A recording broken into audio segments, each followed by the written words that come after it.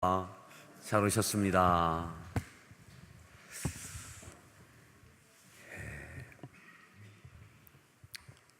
어메이징 기도회 95일째 새벽 예배로는 내일이 새벽으로는 마지막 날이 되겠고, 또 다음 주부터는 작정밤 기도회로 월요일부터는 밤 9시부터 한 주간 동안 어메이징 기도회가 계속되게 되어집니다.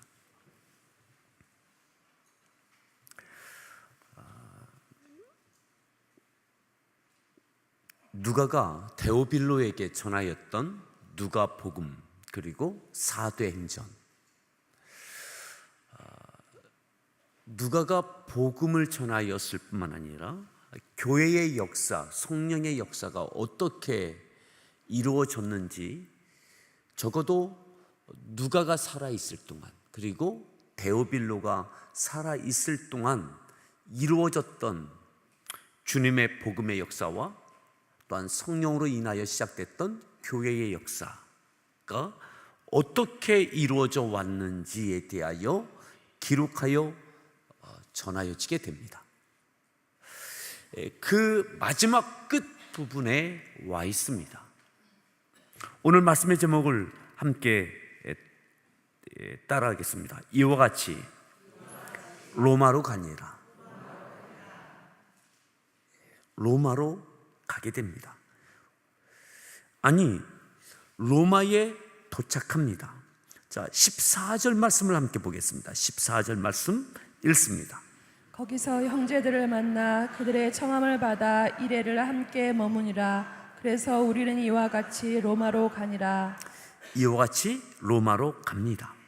그리고 16절을 읽습니다. 16절입니다. 우리가 로마에 들어가니 바울에게는 자기를 지키는 한 군인과 함께 따로 있게 허락하더라. 그리고 로마에 들어갑니다.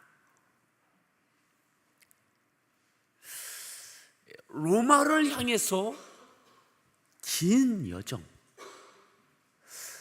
긴 연장선을 보면 예수님을 통하여 복음이 역사를 이루고, 또 주님의 십자가와 부활과 그리고 제자들에게 남겨졌던 사명들, 그리고 사도행전의 역사, 그리고 여기까지 로마에까지 도착하게 됩니다.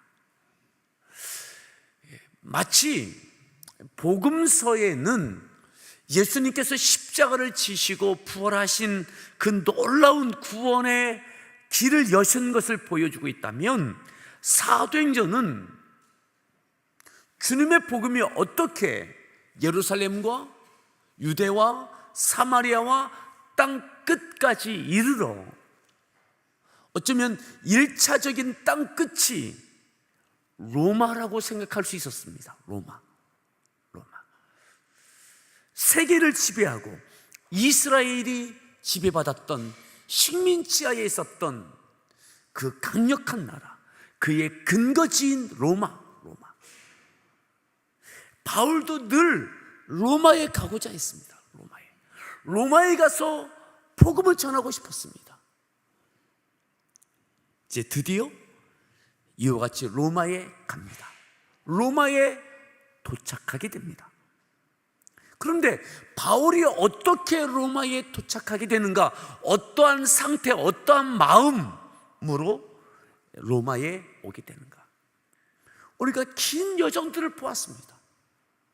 아니, 가이사랴에서부터 여기까지 오기까지도 얼마나 많은 어려움이 있었습니까? 바울의 말을 믿어주지 않아서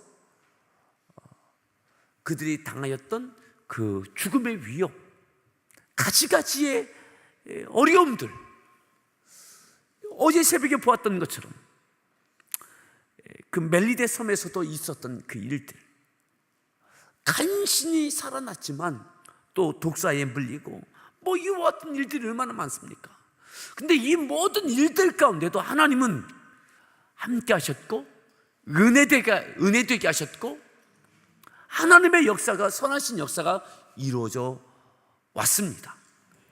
이 모든 것 가운데 하나님의 섭리, 하나님의 섭리라고 하는 역사가 있었다 이 말입니다.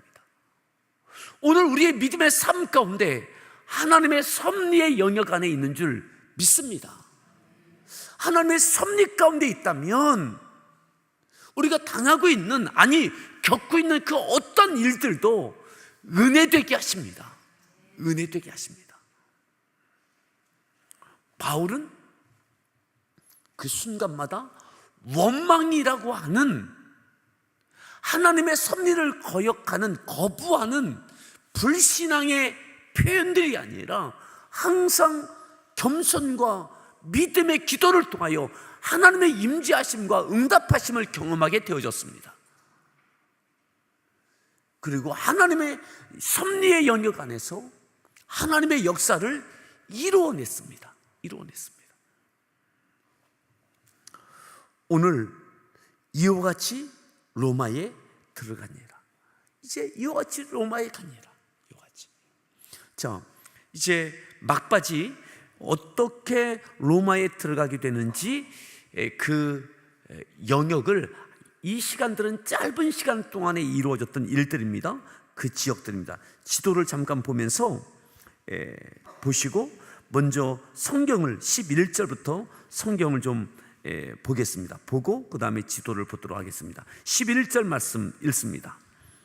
석 달 후에 우리가 그 섬에서 겨울을 난 알렉산드리아 배를 타고 떠나니 그 배의 머리 장식은 디오스구로라. 석 달 후에 우리가 그 섬에서 겨울을 나고 떠납니다. 석 달을 그 섬이 어디죠? 그 멜리데 섬에서 석 달을 읽습니다. 겨울을 났다, 이 말은 11월부터 2월까지를 이야기합니다. 그러니까 약 3월경에 떠나게 된 거죠. 멜리데 섬을 떠납니다. 알렉산드리아 배를 타고 떠납니다. 그 머리 장식에는 뭐라고 써 있다고요? 디오스구. 이 디오스구라고 하는 것은 제우스와 레다의 사이, 제우스 신과 레다 신의 사이에서 태어난 쌍둥이가 있는데 그 쌍둥이가 바로 이 디오스구입니다. 이 디오스구는 특별히 항해할 때 안전을 지켜주는 그러한 신으로 여겼습니다. 그래서 항해 중에 안전을 지켜주는 그러한 신으로 여기는 제우스 신과 레다 신 사이에서 태어났던 쌍둥이, 이를 뜻하는 바로 이 디오스고라고 하는 그러한 신의 형상을 그곳에 장식되어 있는 그런 배를 탔습니다. 이것은 바울의 선택이 아니죠. 바울의 선택이 아닙니다. 자, 더 보겠습니다. 12절입니다. 수라고사에 대고 사흘을 있다가 멜리데 섬을 떠나서 수리구사에 대고 사흘을 있게 됩니다. 그리고 거기서 둘러가서, 자 13절입니다. 거기서 둘러가서 레기온에 이르러 하루를 지낸 후 남풍이 일어나므로 이튿날 보디올에 이르러 보부올까지 가게 됩니다. 레기온에 이르러 하루를 지내고 남풍을 만나 이튿날 보디올에 들어가게 됩니다. 잠시 사진을 좀 보도록 하겠습니다.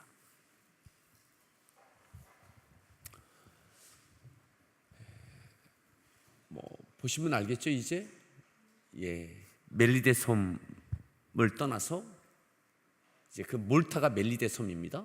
그리고 잘 아는 그 시칠리아 섬에 있는, 여기는 시라구사로 되어 있는데 성경에는 뭐라고 되어 있습니까?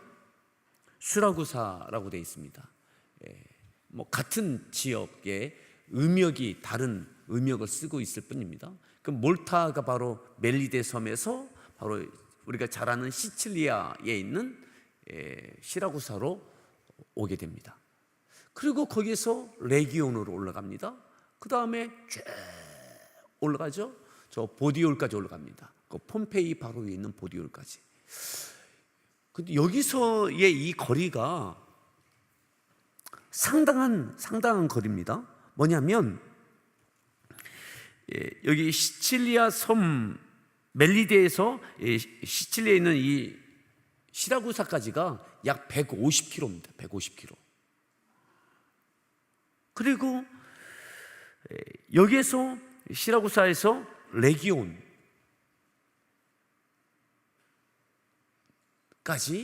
비슷한 거리를 가고 그 다음에 보디올까지 300여 킬로를 쫙 올라갑니다. 근데 이 시간들을 하루 이틀 만에 막 올라가는 거예요.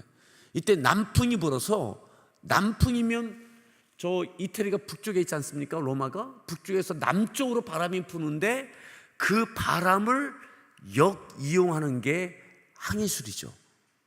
그것을 역이용해서 그 범선을 타고 바람을 이용해서 속도를 내서 올라갑니다. 굉장한 속도입니다. 그래서 한 이틀, 3일 뭐 이런 거리, 이런 시간 2, 3일 만에 쭉쭉쭉쭉 올라갑니다. 보디올에서 약 일주일을 있게 됩니다. 보디올에서 일주일을 그곳에 체류하여서 있다가 그 다음에 로마에 도착하게 되어집니다. 보시면 이렇게 한 일주일 어간이면 그냥 바로바로 가면, 바람을 잘 만나면 일주일 내에 올라갈 수 있는 이 거리를 때로는 3개월 머물러 있고 15일 동안 이리저리 흔들리고 이 고생을 하게 된 거죠.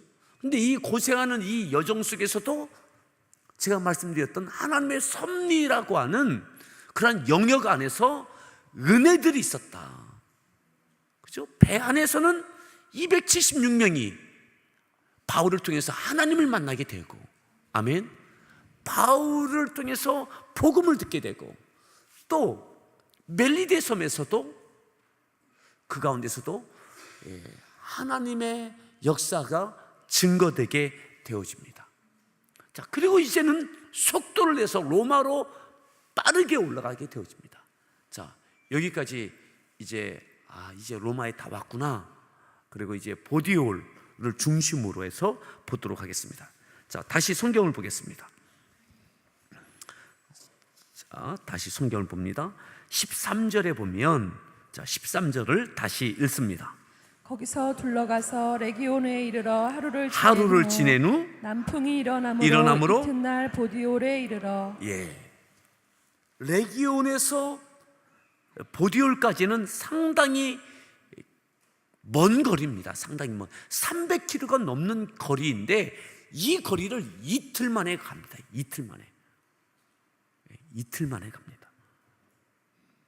그래서 이제 드디어 보디올에 도착합니다. 이 보디올은 역으로 로마까지는 200km밖에 남지 않았습니다. 자, 이제 이 보디올에서 일주일을 있게 되어지는데, 자, 14절 말씀을 읽습니다. 거기서 형제들을 만나 그들의 청함을 받아 이레를 함께 머무니라. 그래서 우리는 이와 같이 로마로 가니라. 일주일, 이레를 그곳에 머물게 됩니다. 그런데 보디올에 도착했더니 로마의 문턱에 도착했습니다. 로마의 문턱. 보디올 다음에는, 그 다음에는 어디입니까? 로마입니다. 보디올 다음에는 바로 로마로 들어갑니다. 로마의 문턱까지 도착했더니 여기에서 형제들을 만납니다. 형제들이 어떤 형제입니까? 믿음의 형제들을 만납니다. 믿음의 형제들이 바울을 맞이해 줍니다. 다시 보세요. 거기서 형제들을 만나 그들의 청함을 받아 일주일, 이레를 함께 머무니라. 그 형제들과 일주일을 머물게 됩니다. 일주일 머물 수 있도록 또 이 백부장 율리오가 배려를 해 주었던 거죠. 로마의 지척에 왔더니 긴 여정 가운데 이 고생, 1차, 2차, 3차 선교 여행하면서 겪었던 이 많은 일들, 마치 예수님께서 십자가를 향하여 가셨던 그 긴 시간들 가운데 있었던 그 일들처럼 바울에게 이 긴 여정 가운데 있었던 그 많은 고난과 어려움과 그러면서 이루어졌던 하나님의 섭리 가운데 은혜들, 사역의 열매들, 이제는 드디어 그 마지막 고지와 같이 느껴졌던 로마가 지척입니다. 로마 밑에 있는 이 보디올은 큰 도시입니다. 큰 도시입니다. 폼페이 바로 위에 있는 이 도시는 큰 도시입니다. 여기에서 믿음의 형제들이 바울을 맞이해 주는 거예요. 누구도 지금까지 맞이해 주었던 사람, 형제들이 없었습니다. 쫓아냈던 유대인들이 있었지만 맞이해 주었던 믿음의 형제들이 없었어요. 더군다나 이 보디올은 바울이 세웠던 교회가 아닙니다. 디아스포라입니다.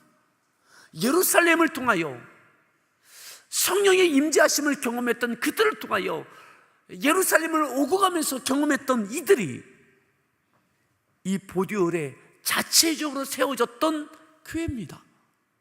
근데 그 믿음의 형제들이 바울을 맞이합니다. 바울에 대한 소식을 이렇게 전하여 줬어요. 그리고 이제 죄인의 몸이 돼서 떠난 지가 언제인데, 가이사랴에서 떠난 지가 언제인데, 또 가이사랴에서 감옥에 갇혀져 있던 것이 2해가 넘는 그 긴 시간 동안 바울에 대한 소식은 너무나 잘 알고 있어요.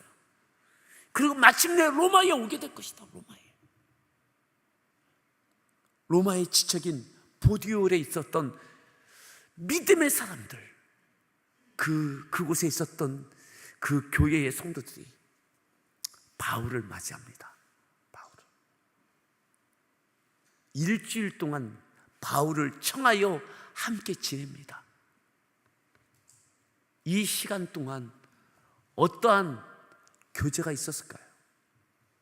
어쩌면 바울은 그들에게 어떻게 이곳에서 믿음 생활을 했느냐고, 사도들 중에 아무도 이곳에 올 수 없었는데, 왜요? 로마니까. 로마까지 온다는 것은 로마 시대에 그 사자굴 속에 들어가는 것 같은 거죠. 로마까지 온 사도들이 없습니다. 바울도 이제 왔습니다. 근데 이곳에 믿음을 가지고 교회 공동체를 이루고 있는 이들이 있어요. 바울은 그들에게 이곳에서 믿음을 지켜내고 사명을 감당해내는 이 형제들을 바라볼 때에 이 긴 시간 동안 얼마나 힘들었느냐고, 얼마나 잘 감당했느냐고, 또 이 보디올에 있는 이 믿음의 형제들은 바울을 향하여 얼마나 고생했느냐고. 서로 위로가 되고 격려가 되고, 아멘. 위로가 되고 격려가 되고 또 믿음의 결단이 되고. 왜요? 바울은 이곳에 온 것이 끝이 아닙니다. 로마까지 갈 겁니다. 로마에 가는 것이 끝이 아닙니다. 거기서 복음을 전할 겁니다. 복음 전하러 온 겁니다. 특별히 누구에게요? 로마의 황제에게. 이때 로마의 황제가 바로 네로입니다. 네로 황제. 네로 황제에게 복음을 전할 겁니다. 재판을 빌미로 해서 복음을 전할 겁니다. 복음을 전하다가 죽임을 받는다면 죽임을 받는 것 두렵지 않고 끝까지 이것을, 예수님께서 십자가를 지시기로 작정하셨던 것처럼 로마가 목적이 아니라 로마에서 해야 할 분명한 사명이 있기에 이것을 나는 할 것이라고, 또 보디올에 있는 형제들에게 이곳에서 믿음을 지켜낼 뿐만 아니라 이곳에서 사명을 감당해내라고 일주일 동안 피차 위로가 되고 격려가 되고 믿음의 결단이 되고. 아멘. 여기서 여러 가지의 충전을 하게 됩니다. 아마 모든 것에 충전을 하게 됩니다. 여기서 뜨겁게 기도도 했을 것이고 말씀도 나누었을 것이고 앞으로 할 사명들도 나누었을 것이고. 다시 보십시오. 14절 말씀, 14절 읽습니다. 거기서 형제들을 만나 그들의 청함을 받아 이레를 함께 머무니라. 그래서 우리는 이와 같이 로마로 가니라. 자, 15절입니다. 그곳 형제들이 우리 소식을 듣고 아비오 광장과 트레이스 타베르네까지 맞으러 오니 바울이 그들을 보고 하나님께 감사하고 담대한 마음을 얻으니라. 그들을 보고 뭘 얻었다고요? 누가요? 바울이 이들을 만나고 그들을 보고 하나님께 감사하고 담대한 마음을 얻으니라. 왜 감사했을까요? 야, 여기 믿음의 사람들이 있구나. 이 로마 이 인근에 이 보디올에 믿음의 사람들이 있구나. 여기서 믿음을 지켜낸 사람들이 있구나. 이 시대에 여기서 믿음을 지켜낸 사람이 있구나. 사랑하는 여러분, 혼자가 아니라 어느 순간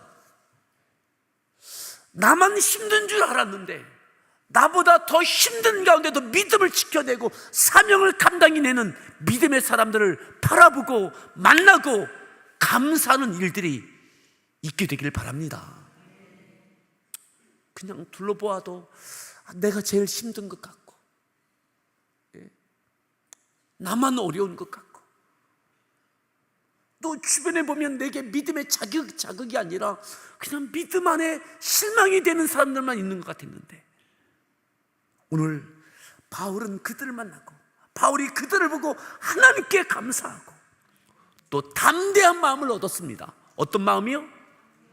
담대한 마음을 얻었다는 것은 무엇입니까? 야, 로마에 가도 되겠다.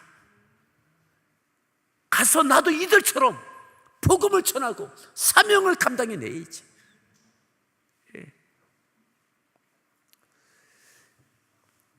그리고 16절 우리가 로마에 들어갑니다. 감사한 마음과 담대한 마음을 갖고 로마에 들어갑니다. 사랑하는 성도 여러분, 어메이징 기도의 100하루, 오늘 이 지점에서 우리에게 허락하시는 기도의 응답의 열매가 무엇입니까? 감사한 마음, 담대한 마음입니다. 하나님께 감사하고 로마를 향하여 앞으로 주어질 로마에서 일어날 그리고 로마에서 죽게 될 로마에서 감당하게 될 그 모든 것에 대하여 담대하게 됩니다. 우리의 믿음의 삶에 교회에게 주어질 사명에 앞으로 되어질 그 모든 일들 가운데 하나님께 감사하고 담대함을 얻는 이 응답이 우리 가운데 있기를 바랍니다. 기도가 감사가 되다. 여러분, 이제 로마에 도착하는 겁니다. 로마에서 해야 할 일들이 있습니다. 어쩌면 여기까지 오기가 힘들었는데 아니, 이제는 과정이었어요. 이제 진짜 할 일이 있는 거예요. 어메이징 기도의 100하루가 목적이 아니라 이제 할 일이 있는 거예요. 어떻게 해요? 감사와 담대한 마음으로 로마에 들어가고 로마에서 감당할 일들을 감당해 내기 시작하는 것입니다. 우리에게 이 은혜가 있기를 바랍니다. 바울이 로마의 지척인 보디올에서 하나님께서 만나게 하신 그들과 오늘 우리가 함께 기도하는 기도의 동역자들과 함께 하나님께 감사하고 담대한 마음으로 로마에 들어가고 로마에서 해내야 할 일들을 해내는 우리 모든 성도들 다 되어지기를 바랍니다. 오늘 이 말씀을 기억하면서 함께 기도하겠습니다.